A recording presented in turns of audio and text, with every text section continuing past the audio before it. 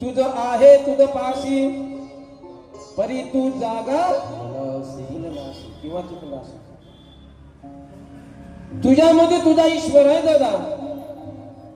पण बघसाल तेव्हा ना कबीर महाराजांनी छान असं उदाहरण दिलेलं आहे, दोहा दिलेला आहे त्यावरचा. तीळ माही तेल है चकमक में आग, तेरा साई तुझने है जाग सके तो जाग. कुठं आहे तुमचा देव?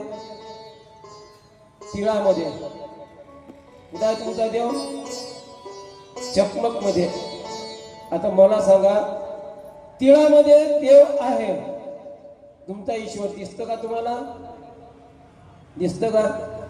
चकमक बघितली का तुम्ही?